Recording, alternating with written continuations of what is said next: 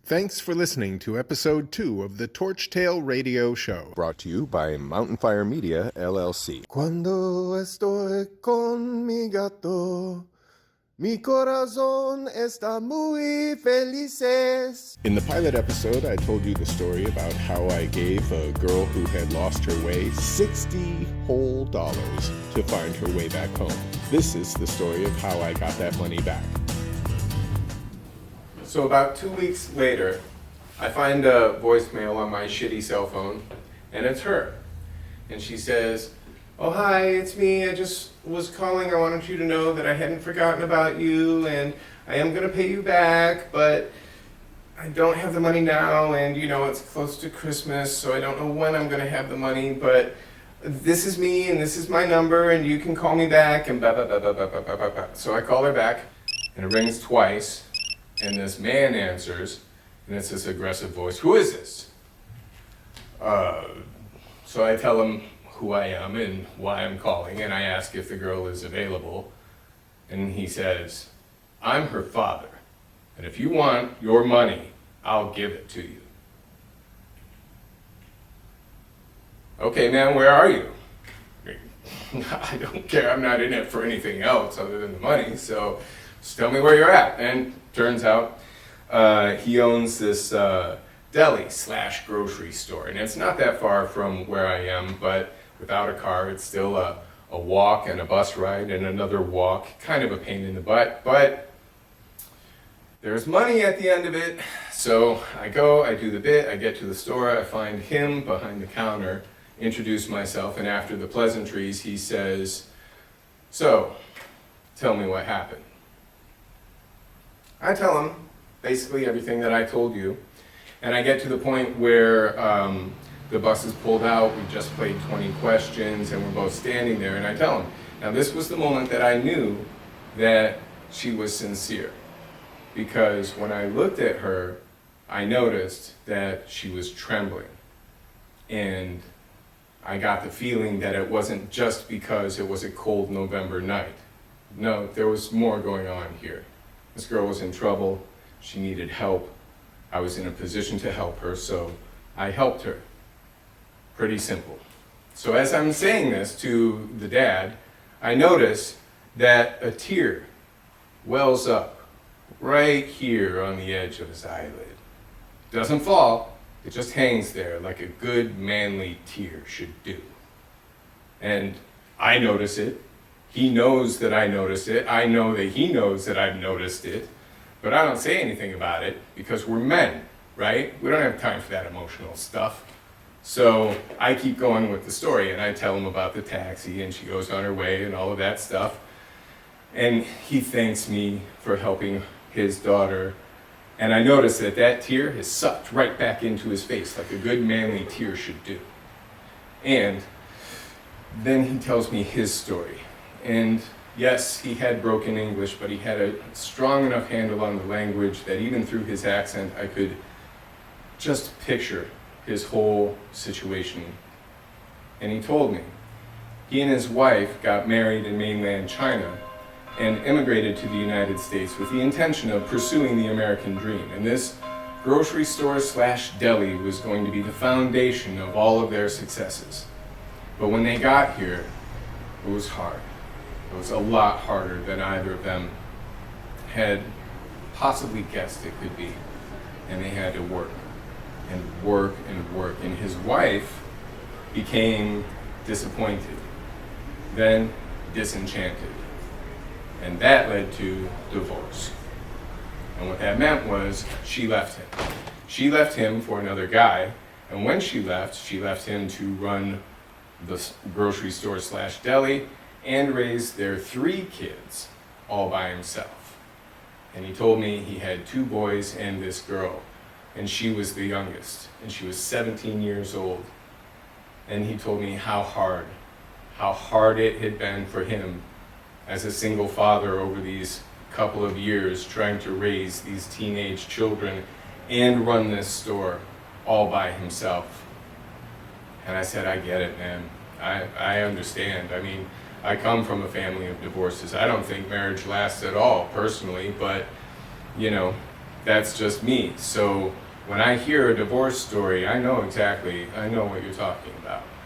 And I tell him this, and then things just kind of hold for a minute, and it starts to feel a little awkward. So I say, okay, well, I guess I better. And he says, no, hold on a second. Are you hungry? Do you want anything? I'm like, no, it's fine. I'm good. No, really. All this food is fresh. You can have whatever you want. Go ahead, whatever you want. No, seriously.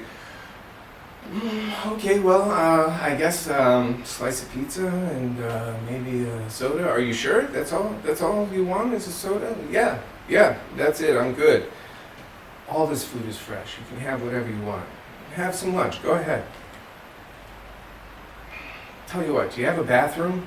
I mean, oh, okay. Yeah, just go around and it's in back. And I didn't really need to use the bathroom. I mean, when I did, I used the bathroom, but what I needed was to get away from that emotion. That was too awkward. It started to get embarrassing for me. I needed to center my head again and figure out what was happening. So I was in the bathroom, I did my bit, I'm looking at myself in the mirror, splash water on my face, I'm like, okay, you're gonna get a free meal out of this. That's cool.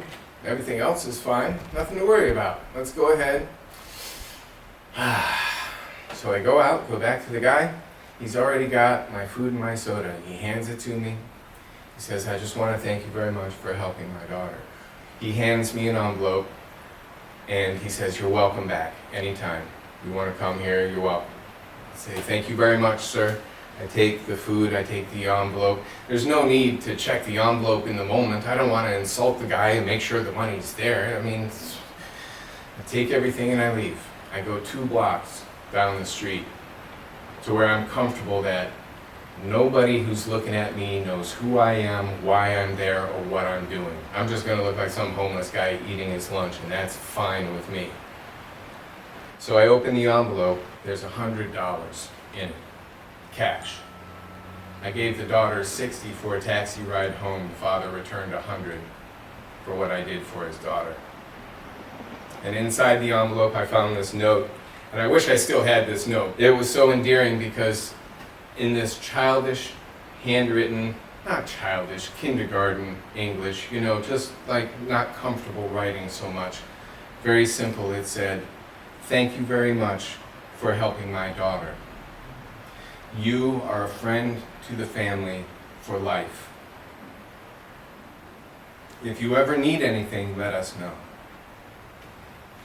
And then under that was his signature, and it was perfect. You could tell the man had signed a lot of contracts in his life. So, anyway, I sat with my lunch, and I thought about everything that had happened. And I realized in that moment, maybe I was relearning this lesson, maybe it was something that I had to learn for the first time. I wasn't sure, but I realized that this was how you could make a friend for life, simply by doing the right thing.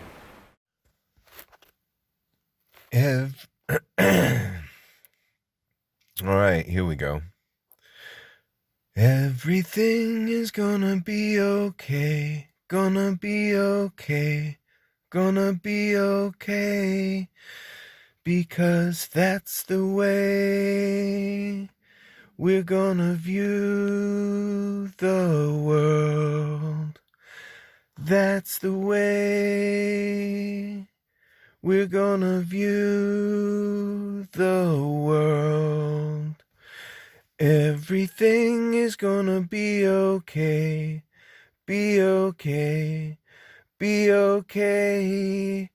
Everything is gonna be okay, because that's the way we'll make it. That's the way to get by. Everything's gonna be okay, be okay. That's the way we say survive.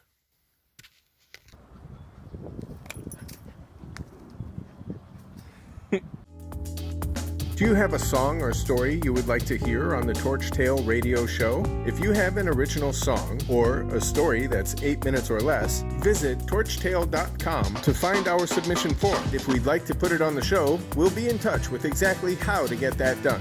All materials, whether song or story, must be owned by the individual submitting them. Thank you for taking the time to share your work.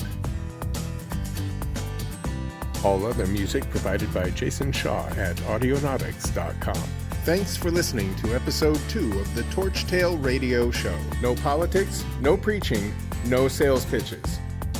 This has been a Mountain Fire Media, LLC production. Copyright November 2020. All rights reserved. No use without express permission.